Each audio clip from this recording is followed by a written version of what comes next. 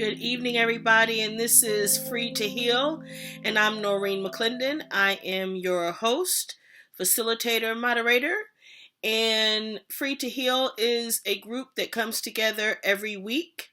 We are a group of formerly incarcerated, loved ones, children, stakeholders involved with or affected by the criminal justice system.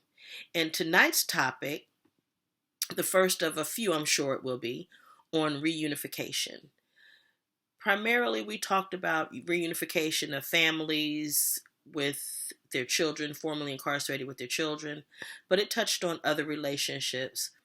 And one of the first things I want you to realize about reunification is, by definition, it is the coming together of something that was formerly together and was separated.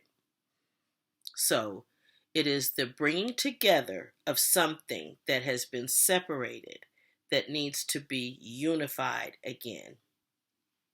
So that gives an indication that there was some unity or some unification to begin with. And so whenever you think about reunification, I want you to think about, were we unified before the incarceration? How was the relationship during the incarceration? And there are a few things that we came out of tonight's discussion with that I think are really important. I want you to pay attention to.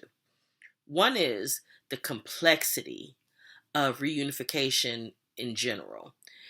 There are so many factors that come together in one place in reunification. For example, if it's parent and child, how old was the child when the parent was incarcerated? What were the things that the child went through as the result of the parent physically not being there? Depending on how traumatic that child's life has been, because the parent wasn't there, may determine how their approach to reunification develops. Then there are the notion of the traumas that they went to, that they blame the parent for not being there to protect them, and they're hurt, rightfully so. But then there's the person who was incarcerated has changed substantially, and so have the other people, the family members, the children, the friends. There's also the process of reunifying with friends, and that makes a difference. So there are lots of complex issues that relate to the notion of bringing back together those things that were there prior to a person's incarceration. Some people didn't have the benefit of having great relationships prior to incarceration. One thing that was extremely interesting and powerful to me was a gentleman discussing how his parents, before he was incarcerated, his parents had substance abuse issues and for most of his childhood, and then prior to him getting incarcerated, decided to get clean, and that ultimately that was where his resentment started, was when they got clean. But now he has an opportunity, thankfully, to build a relationship with them now that they're both they're all out of incarceration, and they get to have a new life and build a new foundation for their relationship, which was great. But it was powerful to me because in my work with former emancipated foster youth, one of the things I know for sure is that more often than not, they want to bring their parents with them into homes, no matter how abusive, neglectful the parent was. The children still want to love and care for their own parents. And so in this gentleman's case, his parents had substance abuse issues, but he loved them, and they were the parents that he knew. They were the parents that he loved. And when they became somebody different, initially he rejected it. So just pay attention to what you present to your children, because they love what they learn and what they know. And that's a really powerful thing. So whether it's healthy or not, what you put in their suitcase is what they're going to have for their lives and what they will gravitate to. And again, these are the ravages of incarceration that we're constantly trying to overcome and become better people. And this is why we get together every week. But I really hope that you enjoy listening to those things that we dealt with reunification, because these are issues that anybody's going to face, even if a person's not incarcerated. When families break up, there's this co-parenting, trying to get along, because we're no longer what we were, but we need to be something new now. And not everybody's interested in being the something new. So it's really important. Reunification, someone brought up a good point tonight about how trying to reunify just with friends is different. There's also a valid point there, because the person that went into incarceration is not the person you're dealing with now. And the person who's been on the outside, who was a friend, they've had a life for however long that friend was incarcerated. And they've changed. There are things that have changed. One of the gentlemen tonight mentioned that he's taking a class on PTSD because there's this trauma that happens to him even now, coming home and being in society every day. So reunification is a complicated issue, whether the children were young. Also, what do caretakers do? What do parents, the custodial parent, if they're there, how do they try to have the children interact with the parent that is incarcerated? Is that communication, that relationship encouraged? There are some caregivers who try to block out the parent and act as if they don't exist, which is not healthy in my estimation. But some people make that choice because that's what they think is best for the children involved. I do know, as a matter of spirit law, that children want to know their biological source. So I would always encourage people to err on the side of maintaining relationships with those parents while they're incarcerated, because children need to have their parent, not just a parent, but their parent. That's what they're imbued to want. Now, that's not always possible, but it is what they want, and it would always be best if possible. So tonight was a great discussion. I hope that you enjoy and get as much out of it as I did and as we all did. And I look forward to talking to you guys next week on Free to Heal. And again, I'm Noreen McClendon. Check us out on Facebook, Twitter, Instagram, obviously on YouTube. And if you have comments, questions, topics you want us to discuss, please, by all means, let us know. And I hope you have a good week. Be free and be healed. Bye-bye. And so this is Free to Heal. And we meet every week to try to heal from the ravages of incarceration. But tonight, based on something we talked about, touched on last week, we talked about reunification. We talked about reunifying with family and children. And through the week, I've thought about it. And one of the things that stuck out to me about the concept of reunification is that it is bringing together two things that were once together, two things that were unified initially. And the question I think that everybody should ask, those coming home from incarceration, as well as the people who are home on this side, were you unified before the incarceration? Was it really a union to begin with? And then what was the nature of that union? So for example,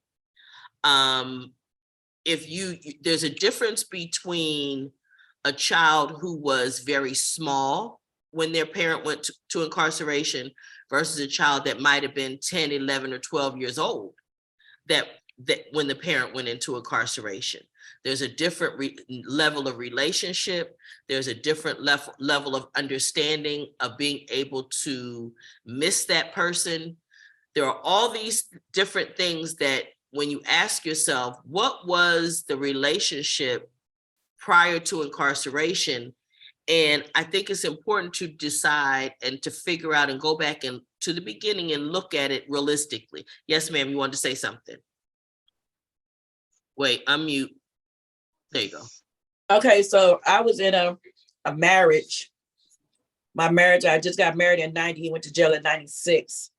I had 3 children, which we had a full relationship with the children and everything. But when he came back from prison, which my baby had just turned 5 when he went to prison. When he came home, my son had turned 12. He was in middle school. My son was out. My oldest kids were out of school. Well, no, one of my oldest kids was out. The other one was still in. She made it home to see her graduation. For me, it was difficult because it was a full family that got torn apart. And I had to deal with the kids on my own, which was, a little bit difficult because you used to being in a home with a family, but then you had family members that helped me out a lot with my children. But it was difficult because I would have to take the kids up to the prison. And I didn't like that part, but I still tried to keep the relationship with them together. And that's an interesting point because there are a lot of people who don't try to maintain those relationships when the other parent is incarcerated, men or women. I know one lady, her at CIW, when I taught at CIW, and her caregiver was trying to convince her children to start calling the caregiver mother and call her by her name. So that's also another element too, that I need to try to seek out people who have been caregivers for children while their parents were incarcerated to get their perspective as well. And I think a lot of it has to do with the age of the children. But again, remember, reunification is not just, and I think it was Gilbert that talked about his family and trying to reunify with them, not in this instance, but before, about lifestyle being challenging for you because there's certain things that you can't do. He can't be involved in certain things. And then there were family members that were involved in other things, but still loving them and wanting to be around them, but knowing that it may not be possible. So when you're talking about, you may have small children or you may have adult family members, and that reunification process is different for all of them. So the notion that trying to deal with the family, knowing that you've changed, your circumstances have changed, and everybody else's circumstances have changed, all of those things have to be taken into consideration. Because can I even at this point, now that I'm on the other side of the wall, still be involved? James, you had another situation is similar to where your family, you had a lot of folks involved in things that you could no longer be involved in because you came home and now you're trying to do something different. Yeah. When I came home, a lot of my family was still into into the street life. Mm-hmm. A lot of them were still carrying pistols. A lot of them were still gang banging, dope slanging. So those parts of my family I couldn't deal with because of the violation purpose in my case itself. Mm-hmm. So with that, I had to make a decision.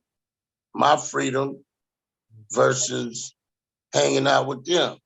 Right. So after a while, they started understanding when they didn't see me that the reason why they wasn't seeing me is because I chose freedom over friendship. I love you, but I have to choose my freedom. This is my time to be selfish.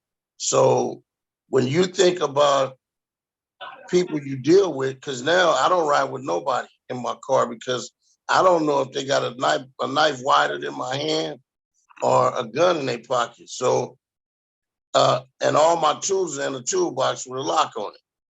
Because I don't want nobody to mistakenly say that I was out to do some harm to somebody. So everything that you do, you have to think of self first. Self-preservation is first. Second is family, immediate family, those that would walk that line with you, your mama, your daddy, your sisters, your kids, your nieces, they walk that line with you. And then after that comes everybody else. So when you come home, lean more towards your brothers for a minute in the house, because if they're doing right, they're gonna pull you right. And when you say that, you mean you're speaking to those guys that's on here that have been at the Francisco homes to lean on the other brothers in the house for that support, because they're looking the same way. They have the same kind of mindset and things that you do. But when I was just thinking about, in terms of reunification, the fact that you're bringing back together something that was once unified that separated. Yeah. Think about that as a concept by itself. It was once unified, it's separated, and now you're trying to bring it back together. So mine is when I went to prison, my son had just turned 4, and I came home when he was 21. So he loved me when I left, and then over the years, because I only saw him like maybe 3 times a year.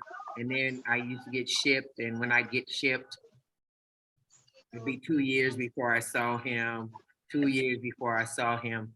And when I started asking him, are you gonna live with me? He said, I don't know what I'm gonna be doing because I'm gonna be grown when you get home. And it's a big difference because I don't know him, he doesn't know me, but we go out every now and then and have dinner together, but we're on our phones. So it's a big thing. It's a big thing. I've given up, and not given up, but I'm not, it's just, he's a different person. He's not the little boy I left. And that was the issue I had with him. When I came home, the first thing I did, because they came to pick me up from the airport when I was released, the first thing I did when I was with him alone is I tried to clean his ears. And he was like, what are you doing? And I said, I used to do this all the time. So for me, when I came home, he was still 4. But he was a grown man with mustache and beard and stuff, and I didn't see it for a long time. So thank you. And it's also true for a lot of people that when people go into incarceration, for them a lot of things stop. And for the people incarcerated, a lot of times the emotional development and all that stuff gets stunted right there, where whatever age you went into the penitentiary, because there's no real opportunity to have healthy emotional relationships in the penitentiary necessarily. Like, you'd have to work really hard to find that. And especially if you're talking about intimate relationships, that's really would be a challenge. But family members grow, move, the world keeps moving, the world keeps changing, and people begin to evolve. So where Cheryl had a 4-year-old, he's now a grown man. And so he's grown a whole lifetime without his mother. And so trying to reunify in her mind to the 4-year-old who's now 21 years old. Another thing that came up that Terrell talked to us about a little while ago too was the fact that his children had suffered some things. They had suffered some things when he was away. And there's they've been through things that they attribute to being the reason is because you were not there to protect them, or they needed you and you weren't there. So then they can build resentment in those ways. But understanding, and that isn't just related to children. So, for example, as a loved one, the traumas and things that I go through while my guy was away, and missing him and wanting to be there. And then the fears when there's lockdowns and you can't talk to anybody and all those things, they leave scars. So there builds up a fear and an anxiety that you are actually going to not be here. So it causes, we've talked about this before, it causes often a hypervigilance about where are you, who you with, what you doing. We also know that you don't know everything. So how can we help you? We become concerned about all of those things because of your absence in our lives. And so for family members, even if they were grown when you went away, things change. We were talking about a relationship that one of the guys on here had, he's on tonight, that he had with somebody else, and still was speaking about the young person that he talked to 30 years ago, right? And thinking that this was the sweet person that was 30 years ago, and came home, recognized, wait a minute, they got an alcohol problem, they got a whole lot of different things, right? So there are things that happen in life and people change over that period of time that you may not know about, because there's a phenomenon that people that you love when you're incarcerated, when we get to talk to you or see you, we do not tell you all of the bullshit that we go through. We do not spend our time talking about that. We're trying to have a good visit. We're trying to keep it light. We're working really hard not to put you under pressure and all of those things. And so we don't talk about the day-to-day, mundane. We try not to talk about the stressful things that are going on. We want to put on a good face. As my man's woman, I wanted to look good. I wanted to smell good when he saw me. I wanted to be happy, upbeat when he saw me. I didn't want to tell him that the guard was just rude to me outside. I didn't want to talk about that. I wanted to talk about how you doing, baby, and I wanted to be uplifting for him. But guess what that means? When it's time for y'all to come home, all of those things are still waiting. They're still there. They're still as real as they were when it happened. And those are the things. So we have to be mindful that whether it is children or whether it's adults, that there's a process to reunifying. There's a process, because everybody's not the same. I don't care how long you've known them. Things have happened to them, just like things happen to you in prison that you don't talk about. There are things that happen to them that they have not talked to you about. So you have to understand that these are the things that will hinder, potentially, not always, but they can potentially hinder reunification.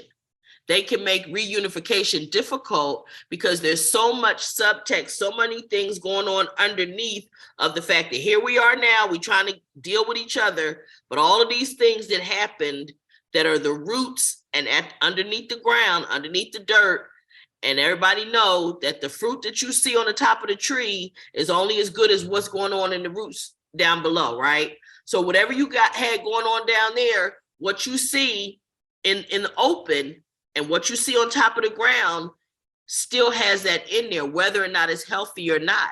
Because, a tree could stand up and look like it's alive and healthy or whatever until you start touching it. And then then you find out actually the tree is dead. So there are things that you all went through in your incarceration and things that your loved ones went through that will make your reunification difficult. So how many people that are on here now, just raise your hand where you are, actually have children that you had while you were incarcerated? So none of the gentlemen have children. Okay. So it looks like just the ladies that were incarcerated are the only ones that had kids during incarceration. And so, Latanya, can you talk to us a little bit about the challenges that you've had with reunification since you've been home?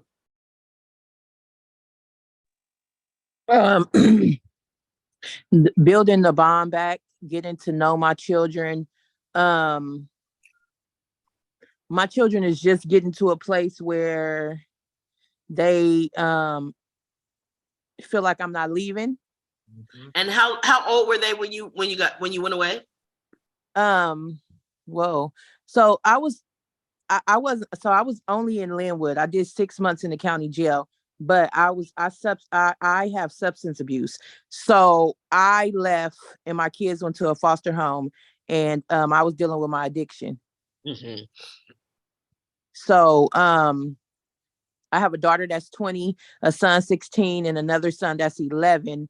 And they were in foster home. And then when I did get them back, it's still and still today, like if I'm gone for too long, they'll call and say, "Mom, where you at?" But it's still like it's still a journey for us. Even though they've been home for 2.5 years, it's still a journey. They still not secure. They feel like is she going to leave again? Like, so it's that Yes. trust factor, Yes. And the toughest one is my daughter. Our relationship is very rocky, and I get it. She got resentment. She's the oldest. She's seen a lot more. Mm-hmm. Yeah. And probably felt a lot more responsibility. She did. Mm-hmm. For the other two. She said when she was, were they separated, or were they able to be together? they were together, but probably like a year before I'm getting them back, the two oldest was together and they separate the youngest. And she told me the last time she was here, because she's in college now, but she said, you don't know how much responsibility I had. So she said, it's like now I feel free. Mm-hmm. Because she had to look over her brothers and sisters. Mm-hmm. Yeah. And just to hear the things that people said about me, it was traumatizing. So she had to deal with that. And yeah. Now that's interesting too, is how as with loved ones, just that simple thing of having to listen to what people say about your loved one that's incarcerated, because that's tough. Go ahead, James. Let me tell you something. I did 26 and a half years in prison for murder for hire. My youngest was my son was 2 months old when I went to jail. My daughter was 2 years old. Them was my babies. When my kids got old enough to communicate, I never held nothing back. I asked them, "What's your question?" They asked me, "What was I in prison for?" So I had to tell them. Then when I came home, they asked me again. I had to explain to them what I went to prison for. My oldest daughter asked me, she said, "Did you not love me enough to stay out?" I said, "No, I loved you enough that my addiction to money overruled my love for myself first. Then it was the love for you guys, because I thought I was doing it for y'all, but I was really doing it for my own addiction." Mm-hmm. Mm-hmm. And when they understood that, it kind of calmed down the questions. But anytime that a question arises, I'm open book. So I always talk to my kids. I don't force them to be with me. I got a son that he still resents me, so I let him do his thing, and he'll call and say hi, Pop, and I talk to him. But it's not my purpose to make them, they grown, they're adults. It's not my purpose to make them love me the way I think that I deserve to be loved as a father, because I ain't been a dad for 26 and a half years. Yeah. I've been a father. Yeah. I've been the one that they call and say, "Dad, do you have this disease? Daddy, do you have this in your family? Daddy, is your blood type this? Daddy," Right. But outside of that, I was just a father. I wasn't a dad. Mm-hmm. How can I say I was a dad from prison? I wasn't at the birthday parties, the Christmas, the 4th of July, the family reunions, any of them things. So when it comes to the naturalization of reunifying yourself with your family, always take into consideration that, one, your woman had to be a man and live by herself and keep the family. Two, your children had to deal with the stigma of you being in prison all them years, because they would ask my daughters all the time, where's your dad at? Mm. You don't look like him, because the mother got a new boyfriend, and they tell Kasani, hey, you don't look like him, where your dad at? And she had to tell him, look, my dad's in prison. Mm-hmm. You know, she never lied to him. I said, well, how did that make you feel? She said it was hurtful, but it was truthful. Mm-hmm. She said, you taught me never to lie. Mm-hmm. So I live with our truth. Mm-hmm. Now that you're home, my friends see you and they talk to you and they see what type of man you are. And they always tell you, be glad that you have a father, a dad that cares about you when he came out of prison, because most people come out of prison don't know how to communicate. The thing is, take your time and understand all the groups that we went through to learn how to communicate, not just with society, but with our own families. Because they don't know how to talk to you. Mm-mm. They don't even know you. And that's the thing, is to recognize that family members, everybody has to get to know everybody again. It's like starting a new relationship almost, because for one thing, as we talk often, is that you're going to have to figure out now who you are on this side, right? Who are you now that you're out of prison? Because you're not the person that went into prison if for no other reason than just the passage of time and maturing and being older. You're not, if you went in as a 17-year-old and come out 29, 30 years later, you're not the same person. Number two, particularly for people who have done a long period of time, they're not interested in going back. Number three, being in prison, the person that that lived in prison cannot be the person on the street, because the rules don't apply. It's not the same. What works in prison and what the rules and regulations are, the hierarchy, the politics, all that, that's prison life. As a person who dealt with a loved one and all of those things, one of my least favorite statements is this: well, in there we don't care about what's going on in there. We're not trying to live like you in prison. We're trying to live now on the outside.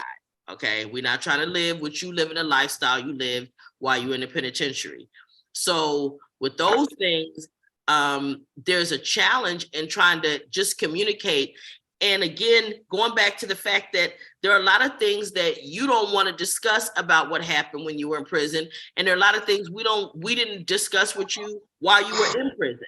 So all of those things stand somewhere in the relationship. They're in there. And understanding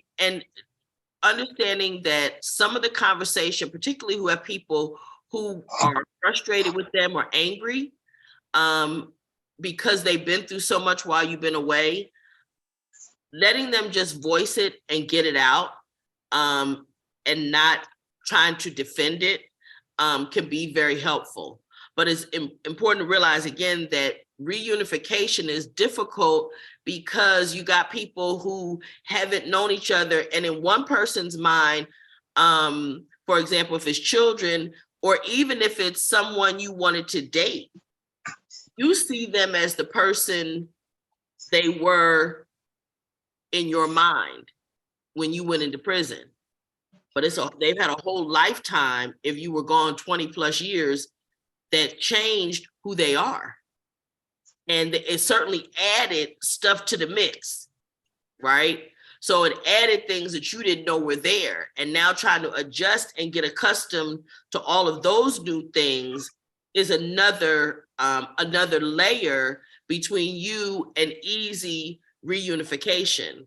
So, and that fear that LaTanya talked about that her kids have, that's just now starting to ease, about, can I count on you to be here?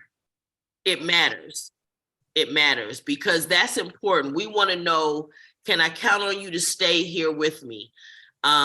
We already know, we've discussed it a million times. None of you guys woke up in the morning and said, I'm getting ready to go out here now and I'm gonna be gone for the next 29 years. Yeah. Nobody ever did that. Nope. Nobody woke up that morning and told their kids, I'm getting ready to go away for 29 years. Nobody did that. 30 years, 26 years. But it's what happened. You wanted to say something, Ms. Di?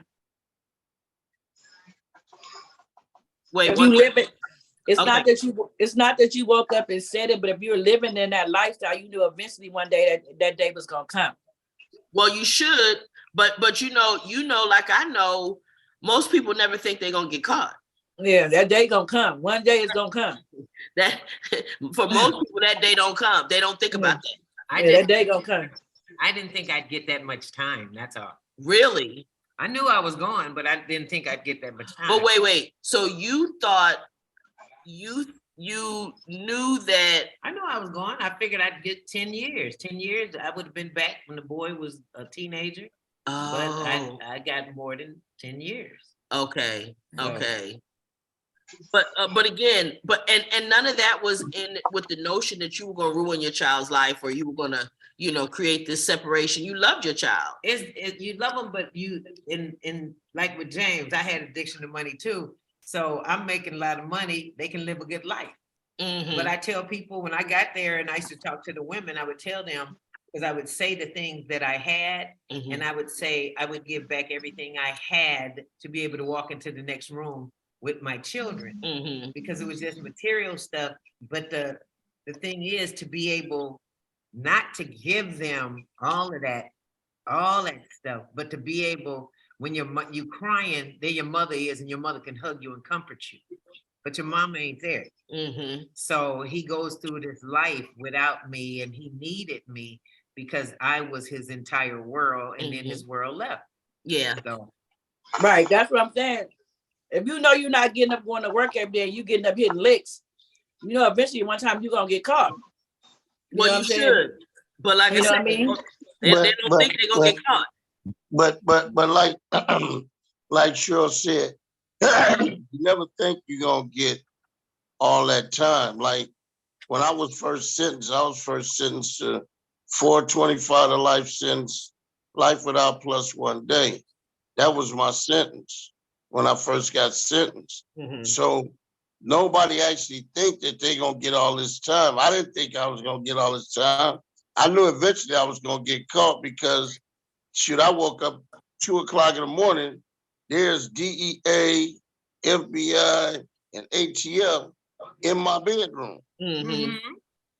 So I knew I was getting closer and closer to getting caught. Now is how fast can I get as much money as I can before they actually catch me? Because I need That's the the best code. attorney I could get. Yeah. That was Yeah, in the that's the back of code. my mind.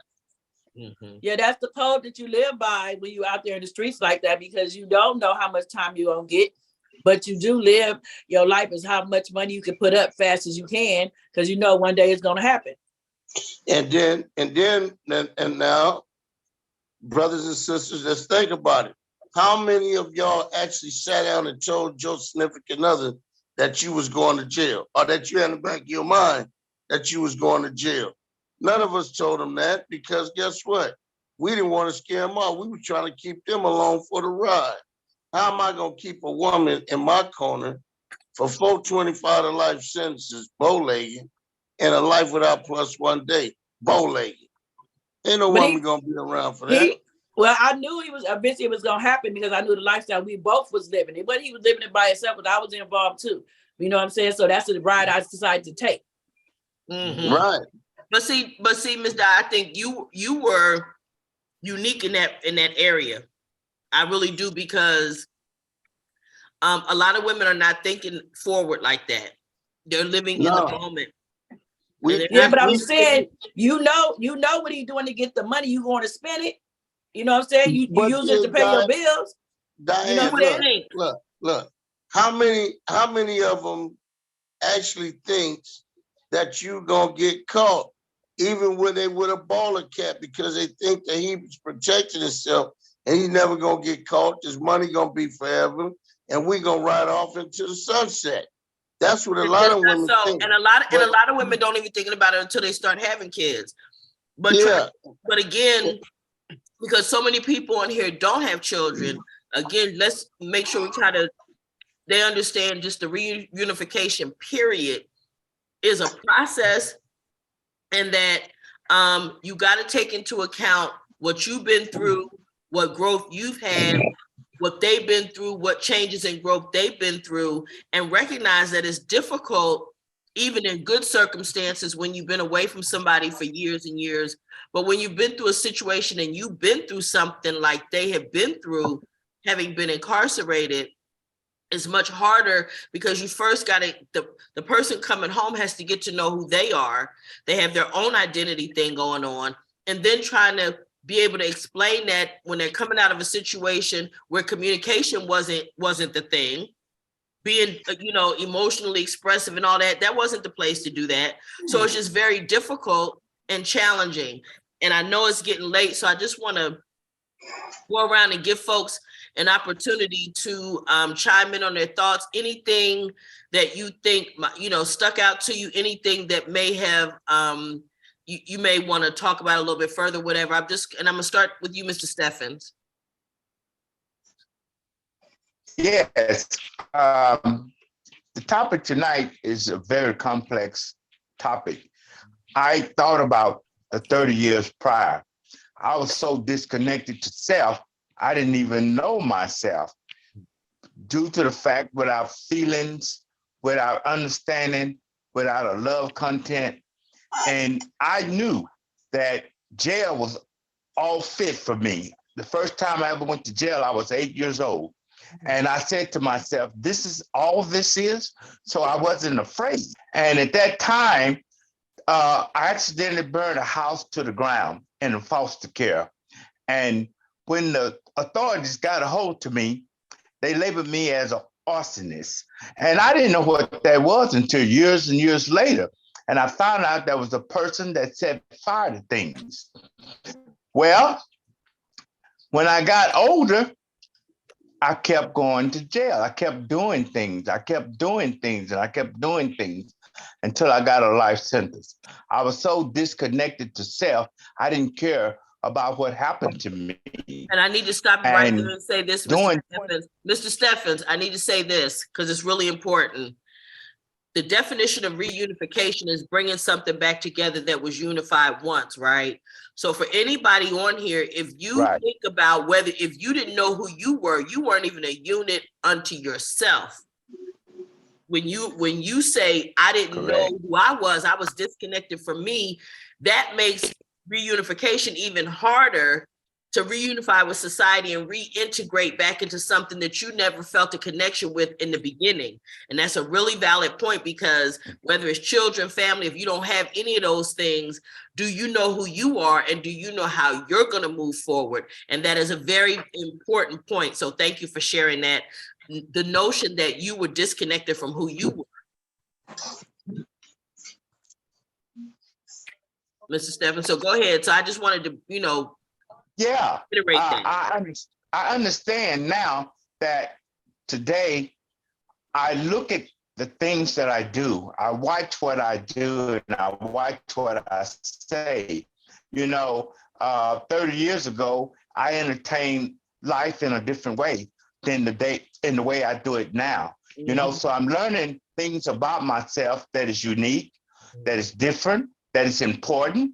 And I'm on a thread that, maybe I'll become the person that I want to be and that I can be. And I want to be a good, decent human being. And I have no doubt that you are already. Yes, you are. I have no doubt in my mind that you are. I've always told you amaze me when I consider, because you always have very profound things to say, and I always get such a good energy from you. So I'm gonna go out on a limb and say you already are what you want to be, and you certainly have been that in this group. But I'm just grateful that we can have these conversations and give you something to chew on and something to think about. So thank you. I always enjoy your comments. Mr. Patrick, Thank you. can you chime in for us? What's your thoughts on tonight, Mr. Patrick?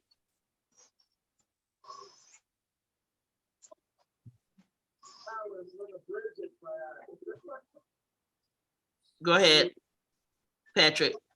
Oh, you muted yourself. Okay, there you go. Yeah, we're talking about children and family members. And with me, it was family members. But the biggest thing for me was friends and associates. In my limited world of a social life, I went to college before. I worked for Grace Company. I worked for Coco's. I worked for Rubens. I did most of my professional life in Orange County. And those people just wanted to know, where the hell you been? And some of them you trusted enough to say, well, I was in prison. Or now, because CDC has been retitled rehabilitation, you allow the people to say, well, I was in rehab. Unfortunately, you're stretching the truth, but that is the truth. You were in rehab to reacquaint yourself with how to be a viable member of society. You're not a threat to society. Society took you out of society, the courts, because you were a threat to society.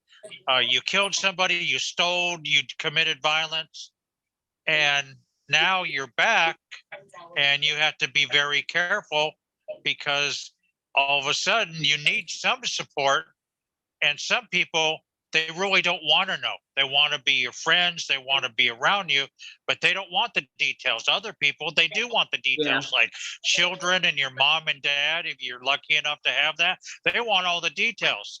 Like the woman that's saying, well, her kids were mad at her. Hell yes, they're going to be mad at you. You left. Well, your mom and dad and cousins and immediate relatives, they're mad too. We've talked about the trauma of being away. We have multiple traumas where our brain and our emotions freeze at that time period. Right. And then while you're in prison, you have other traumas, the traumas of being away. I'm taking a PTSD class because not only being in prison caused stress and PTSD, but coming back has caused PTSD, because we live in a society where when we left, we didn't have this many people. We didn't have this much traffic. We didn't have internet. We didn't have smartphones. We didn't have any of this stuff. So you have to cope with a society that expects you to handle all of this stuff. Well, guess what? Some of us have trouble. Right. And I'm number one to say, yeah, I have trouble all the time. But you're aware enough to deal with it.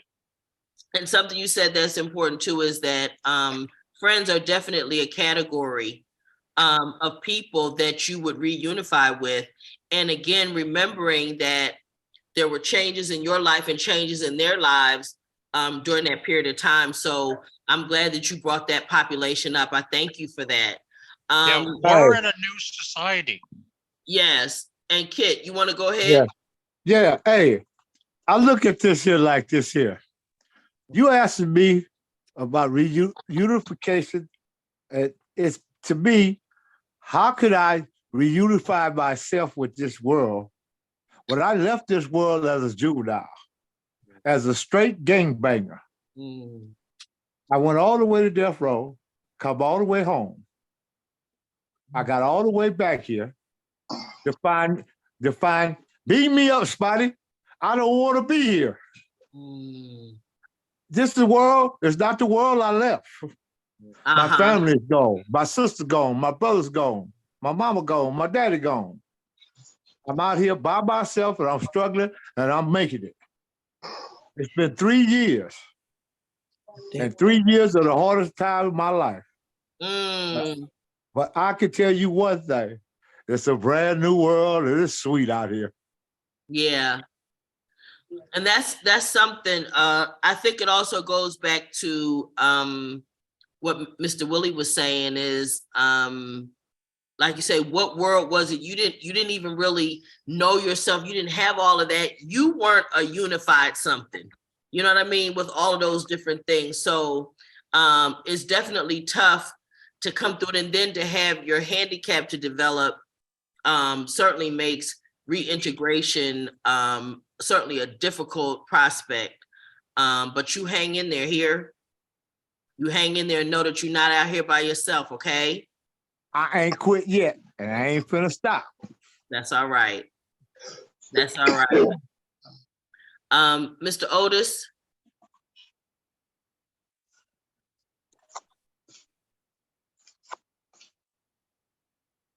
Can you unmute? There you go. Hi, Noreen.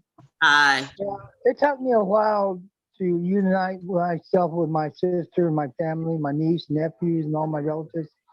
It took, well, since I've been out, about a year, because I didn't have any family. I'm no support at all while I was in prison.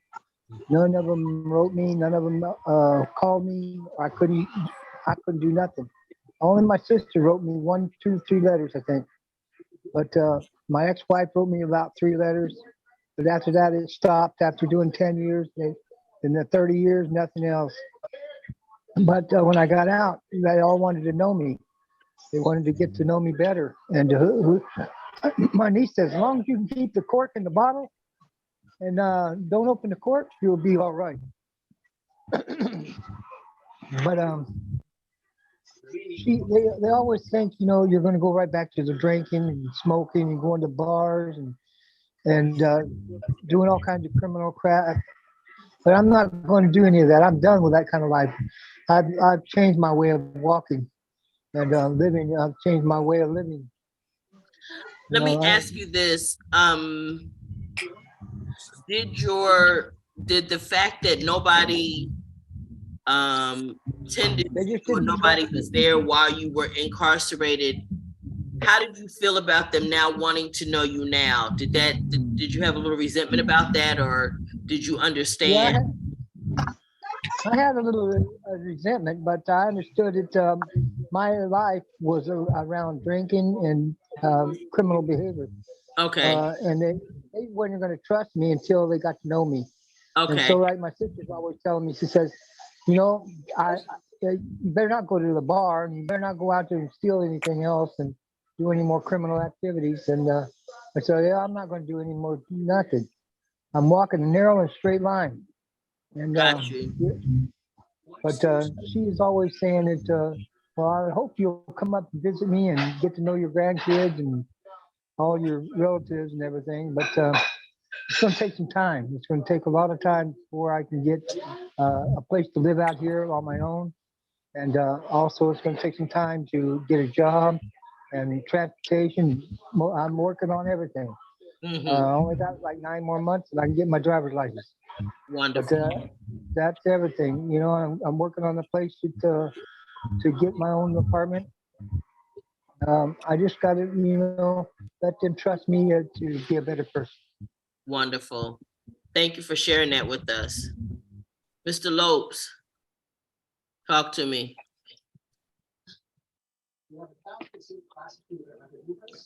Yes, the topic was pretty good, but I don't have any kids. But I was surprised that everybody, well, whoever's still alive, knew that I changed. The people that I wreaked havoc on back in the 70s and 80s knew I was a different person. Wow. Yeah, especially my sister-in-law. She forgave me like nothing happened. Like I wasn't the monster that I was. And I was a pretty bad person. But she said, "Oh, everybody changes." I said, "Okay." And then when my mom passed away, it brought me and my brother closer together. He never really talked to me when I was locked up until my mom passed away about 12 years ago. Mm-hmm. So he started writing me and calling, mainly just writing me because we never talked on the phone. They had that weird phone call thing where I had to pay. They made it where you had to pay, the inmate had to pay something. I don't know. I said, it's easier just for me to write you. So we went from there. Yeah. So But I it was is just surprised. complicated though. But you were really fortunate that those people actually gave you, understood that you changed. That was important. Yeah, I That was was huge. surprised that I thought of when I came out, it was like everybody was going to keep their distance, Uh-huh. like if I had some kind of disease. But no, they came as soon as they found out I was out, because he was up in Washington when I got out. As soon as they came back down south, they came see me and everything, and I was like, okay, all's good. Nothing really happened. It's like I never was locked up. Like I was never that bad person back in the 70s and 80s. That's So, awesome. yeah. That's awesome. That was a blessing. That was a Plus, blessing. they helped me move. My brother helped me move. He did all the work, and he's older than me. He's in his 70s. Well, he keeps in shape. He works out every day. So yeah, I'll he keep did all that the in wait. moving I'll for me. keep that in mind when I need some help. Look. Yeah, I was surprised he was lifting everything up. So here, I'll get everything for you if you just sit Okay. down. Oh, that's awesome. Yeah. Well, So, thanks for sharing your perspective on it for us tonight, Mr. Bradley.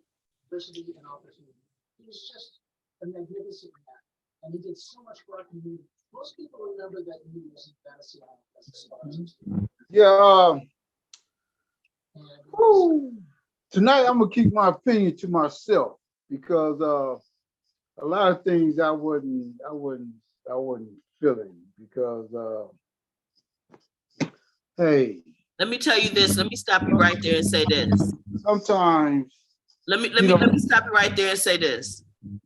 Your opinion is as valid as anybody else's opinion. Okay. And whatever you wasn't feeling, you just wasn't feeling it. Ain't nobody gonna be mad that you wasn't feeling it. I don't care what other people think of my opinions or how I feel. I really don't care. I speak my truth. My truth is my truth. My truth might not be true for other people's truth, but sometimes some people go to prison for something they didn't do. It seems like everybody want to say because you're incarcerated, you're a bad person. You did it, but there are innocent people in prison who've been down 20, 30 something years in prison. But then there's also women who get with men who living that fast life, knowing they living a fast life, knowing anything can happen to this person, but they stay with them. But when that man get caught up, they like, oh, then they're gonna point the fingers at people. And for my daughters, I was there for them in prison. I had the birds and the bees talk. Anytime something was wrong with my daughters, I'd be the first one to call. I had my family bring my daughters come. My daughters trusted me. They shared with me. They was open with me. I did everything I can do from in prison to be the father. Let me ask you a quick question. How old were your daughters when you went to prison? My daughter was 1 and 3 years old, and I had a son was 4 years old. Okay. But my kids knew they could come talk to me. Okay. Their mother's the one screwed my daughters up. My daughters, their mother screwed them up because they had my daughter thinking in a way that a man's supposed to take care of them. I was trying to raise my daughter from in prison, be independent. I didn't want them to depend on a man. I want them to they can do anything, a female can do anything a man can do, as far as everything. That's how I wanted my daughters to be raised. Then now the mother talking about, I owe her money for raising my daughter. No, you owe me money for screwing my daughters up. The fact that, they was raised as a man supposed to take care of them, and that ain't right to me. Like I said, it seems like every time, because a black man get put in prison or a brown man get put in prison, it's like it's always his fault. It's always he's the one screwed up the kids. No, we want our kids to do better than we would. Most of them. I'm gonna speak for me. I wanted my kids to do better than me. I tried to steer my kids away from gang members and all that. When I get out from incarceration, before I get out, my daughters say, one of them say, give me such amount of money and give my sister such amount of money. And when you get out, you could double your money up. I'm like, ain't that about a blip? You go double your money up and go, take your ass to prison. One of them felt that I'm supposed to get out and beat her baby father up because they wasn't getting along. No, you call the police if you got a problem with him or whatever. The dude was a good dude. The dude didn't do nothing wrong that I felt. And just because I took a liking to the dude, now I'm the bad guy. I'm like, no, I ain't getting caught up in your madness and none of that type of stuff right there. But like I say, the mother, my daughter's mother, the one screwed them up, I feel, like I say, everybody had their own opinion, but you can't compare everybody the same way. Different females, different males. It's like, I'm gonna look at it for what it really is. There's some messed up dudes out here went to prison or whatever. There's some messed up female was out of prison who screwed the kids up. Your daddy wasn't shit. They were gonna be shit. That's why your daddy ain't here there. But the mama got with the daddy when she knew she was a sideline.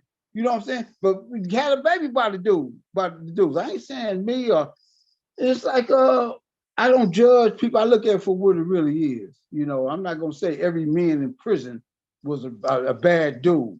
I don't think anybody here felt that way either. I certainly not.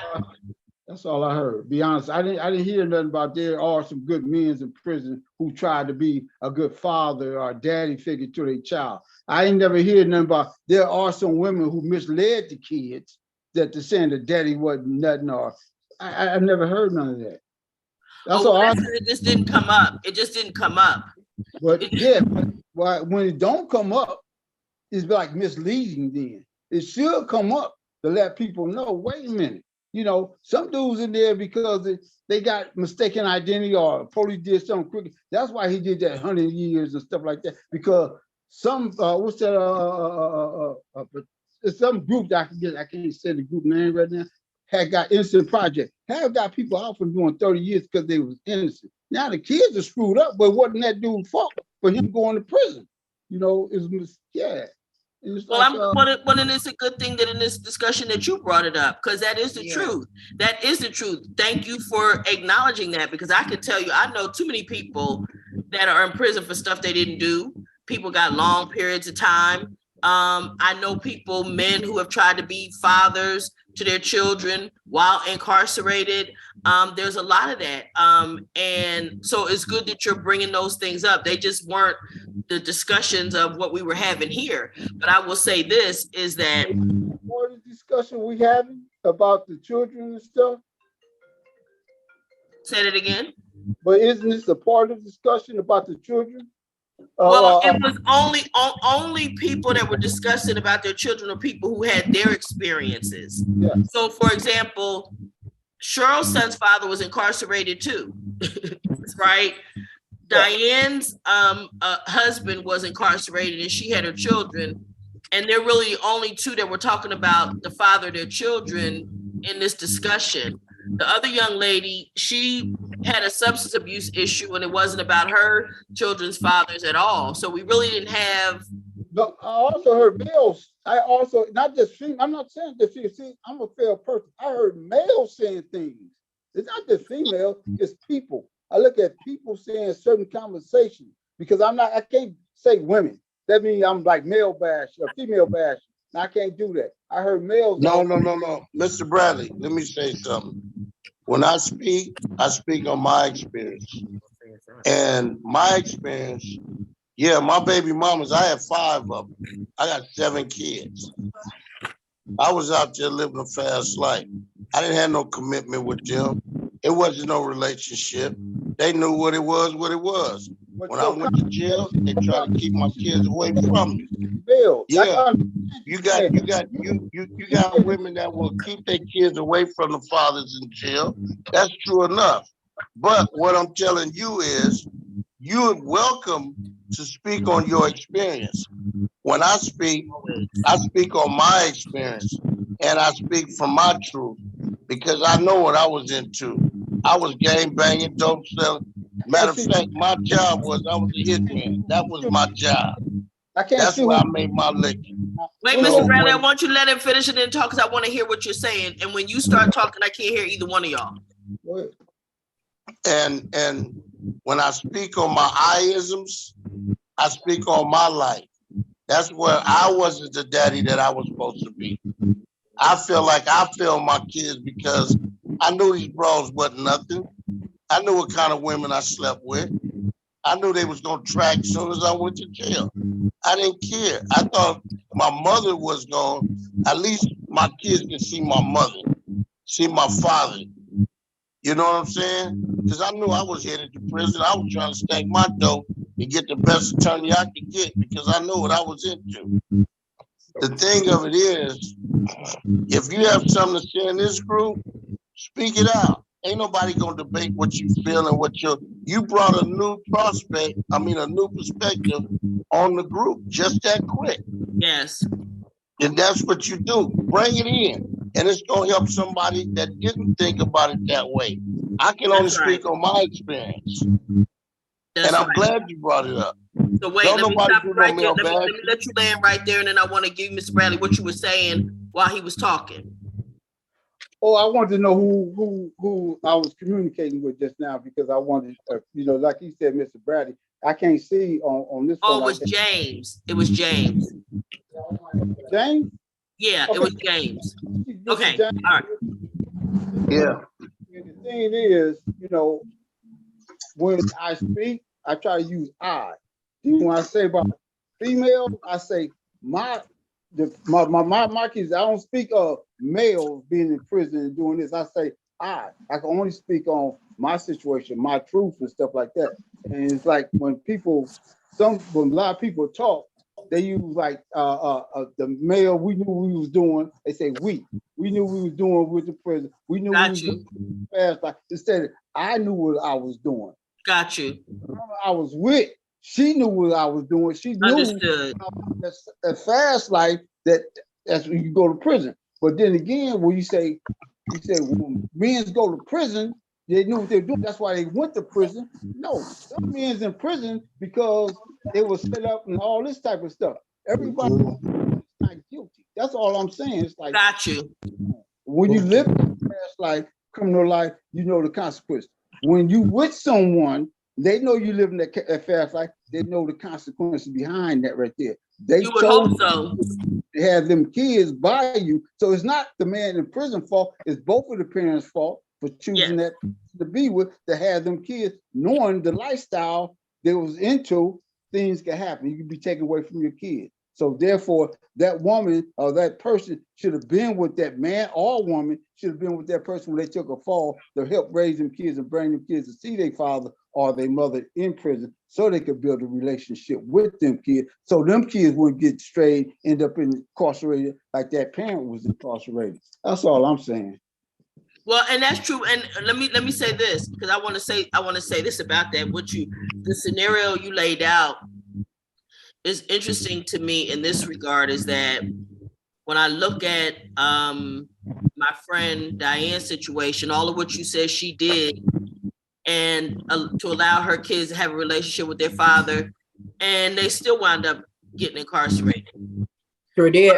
So in other words, you can do all of what you just said, and it still don't work out the same way. But I'm really glad, and so I just want to say this to you: please never feel that you need to not say or keep your opinion to yourself. It actually, as it happened in this instance, it added another layer of perspective to the conversation, and it's necessary.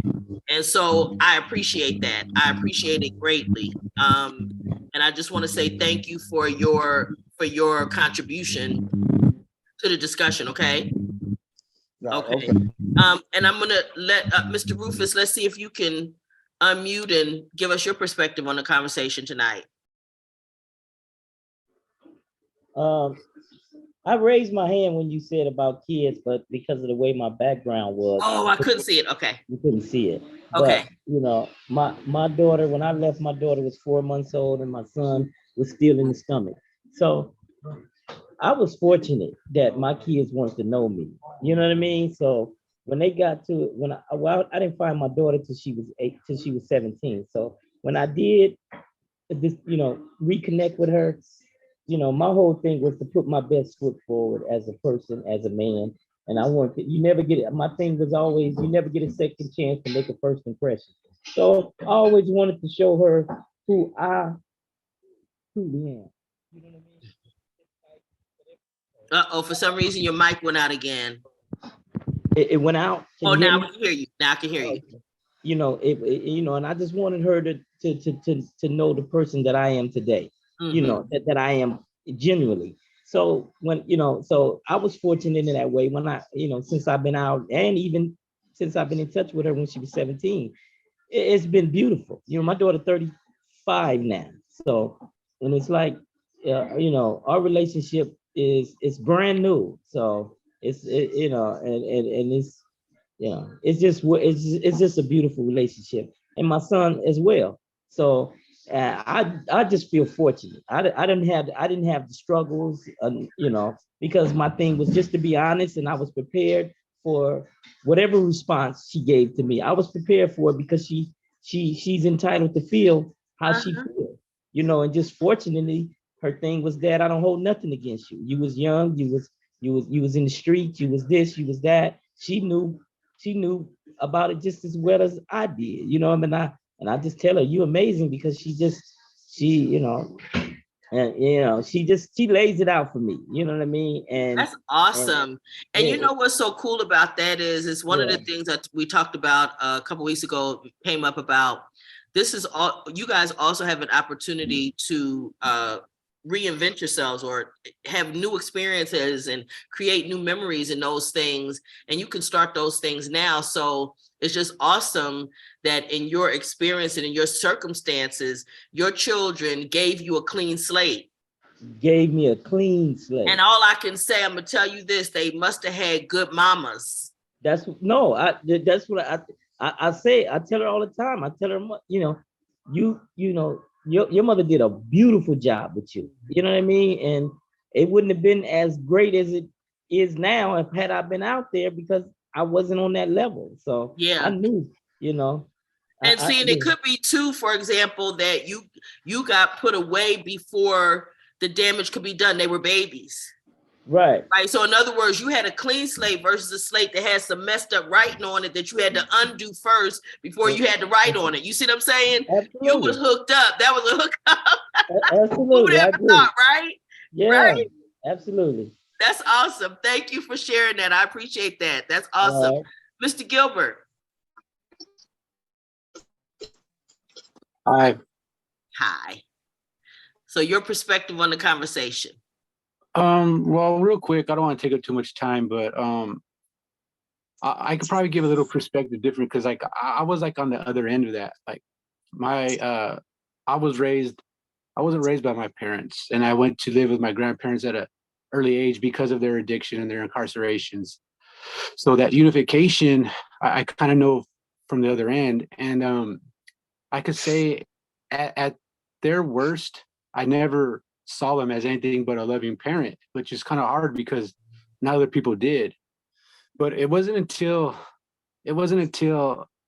that they made a decision to turn their lives around where I resented them, because they came to me and told me, you know what, from this moment on, we're not the same people we used to be.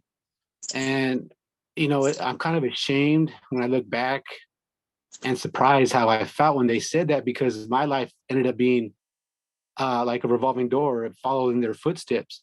So when they discovered and found their change, that's when I resented them. How dare you tell me that you're not the person I knew? How dare you tell me that you're no longer going to be that person? That's the only person I knew. So when I did try to have that unification, when they tried to have that unification with me, they were strangers to me, and they were trying to live their life for the better and to give me a better life. Wait, wow, that's so deep to me, because what that meant is, what they didn't know is they were taking away the parents that you had in love. They were trying to do better. They were trying to be better people and be healthy and whole, and didn't realize that all you knew were the other people, and they were the people you loved. Oh my gosh, they had no idea. Right. And that's what I said, I'm kind of ashamed when I look back, but now I wasn't mature enough to understand it. And now I am, and my mother never looked back. And it was unfortunate that shortly after that I caught my sentence, and we never had that time to grow in a healthy relationship other than prison, but it wasn't the same. Yeah. But thank God she never looked back. And 24, 25 years later, she's been by my side, and never never went back to that lifestyles. But as I parole, as I'm getting out, we're starting to, we're having that time now to have that unification, and we don't know each other. We still don't know each other, but I'm different and she's the same as, not the same as I knew her, but yeah, that one in the middle. Wait, she's still the middle person, right? The one in the middle. Well, the person I know today, I've known longer now, because to compare to the person I knew then, so she's been more positive, cleaner lifestyle for a lot longer now than I knew her as a child. Wow. So, but it's daily. It's a day by day thing. It's a not easy, but being that where we are, we're in the same like mind, and now it's like we connect because I have the same goals, or she's made her goals, she's made her life, but it's good today. That's awesome. And But I bet also is you two have the same goal as it relates to your relationship, which is to be in healthy relationship with each other as healthy people. So this is, again, you guys get to write a whole new thing.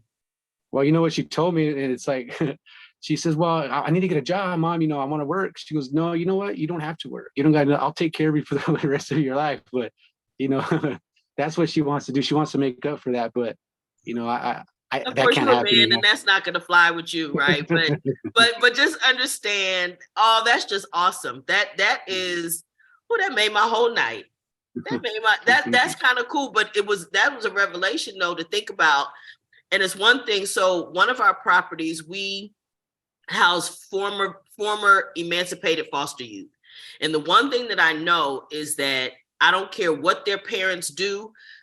More often than not, they're not supposed to have anybody live with them. The first person they want to bring in is a parent, usually their mother. They want to bring her into that space that they are not supposed to have her. And it doesn't matter whether she's still on drugs, whatever's going on, they still want that particular mother. And most people don't realize that it's a natural, innate thing to love the source from which you come. So that's a powerful message and a powerful lesson. So I really appreciate you sharing that. Thank you. Mr. Hall.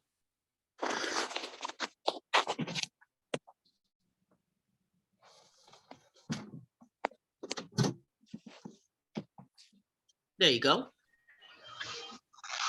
Well, the unification thing, for me, I don't have any kids, but for me, I'm going through that with family and friends.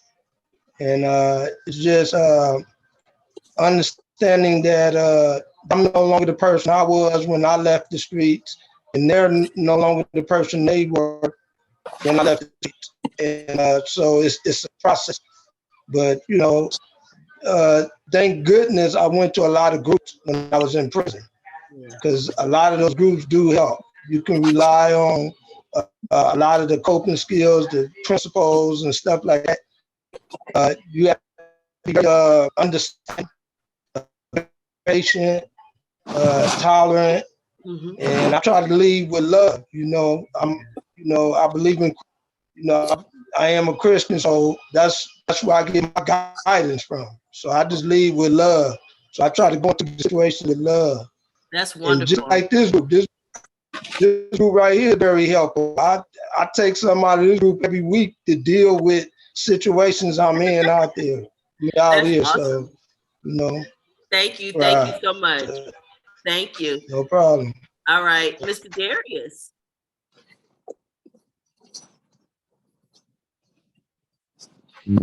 There you go. For me, my birthday was just Sunday, right? Happy belated birthday! So, the good thing about all this, I think for me, my little sister took me going to jail the hardest out of everybody. And I come from a tight family where, she didn't speak about it. She wouldn't write. She wouldn't do a lot of things. But when I got out Monday, which was her birthday, she immediately dropped everything and came over there to see me. And that connection that we have, even though everybody was like under 10 years old when I left, now everybody has kids. And so when they was like, well, we're going to do something for your birthday, I said, well, you know what? Let's do something like, we're going to invite people, but I want to do it to where it's not about me. It's about us establishing our connection with each other again. and that's what we did. We clown, we played dominoes, spades, all that. We talked junk to each other. We danced, karaoke, all that. And it was a ball. It was like we never really missed a beat, But I still, there's still a lot of work to be done, you know what I'm saying? But, my thing is that now that I'm here, and back, is establishing, I can't establish those relationships we had before. It's forging these new relationships. Yes. And it's like with their kids, forging relationships with them. Because like most of my cousin kids, they don't call me their big cousin, they call me uncle. Right. I treat all of my little cousins like brothers and sisters. Right. Because I'm the oldest boy, and so that's how, when I was listening to all this conversation, I was like, wow, that's almost exactly like what I did this weekend. It kind of hit the note for me. Well, that's wonderful. And again, happy belated birthday. And let me ask you this, what was the age difference between you and your sister? Let me see. So she is the middle girl, which is she number 4. So she's about at least 6, maybe 7 years younger than me. Okay. Give or take. Okay. And she took it the hardest. You guys were close, or was it just that you were big brother and everything to her and it was removed? Both. Well, if we was that close and I was big brother. Yeah. Yeah. Teaching her how to swim, ride a bike, all that stuff like that. Yeah. And it was just gone. Yeah. Well, I'm glad that that you guys got a chance to do that, and I'm hopeful that you have many, many, many happy birthdays with your family and many more gatherings where you all can be together. And like you said, I'm glad you're looking at it as an opportunity to build those relationships now, create those new relationships as well, because the bloodline is there. And now it's about how do we interact one with another on a healthy level and allow them to be there for you. I want you to know you don't have to do all of this yourself. Oh, I know. Okay. I know. Yeah, because a lot of guys come home, a lot of people come home, and what they want to do, they want to do everything themselves. I want to do it myself. I don't want nobody to tell. I don't need no help. I want to let people help you. When you need help, go ahead and have it. Okay. And welcome home. And I'm just hopeful that that things continue to go well. And that's it. I think I got everybody right, Miss Cheryl. Any last comments from you? We hope to see you back, Mr. Miller. And Gilbert, thank you for your story. And tell your mom I said thank you. I go to speak sometimes, and I had a lady that I did time with that has since gone on. But when I came home, I said to her, I don't think my family's happy I'm here. And she said, Cheryl, when we get to prison, it's like we die. She said, and when we come home, we're alive again to them, but we have to fit in where we fit in. And sometimes we don't fit in at all. So let's remember that and take yourself with you wherever you go, the self that you are now, the person that you are now, because you're a different person, and just live your life. Thank you, Ms. Dye. Okay, I want to clarify something. It is not my life with my husband didn't start off as him being a criminal. He had a job, and then things turned in a different light. But our life wasn't always like that. We both had jobs, we both worked, we both took care of the kids. But it's just when his life took that turn, by me being his wife, and I was already on that ride with him, I stayed there and rode it all the way out with him. Mm-hmm. Yeah, got it. And thank you for your input. And I think that's it. James, did I give you checkout time, baby?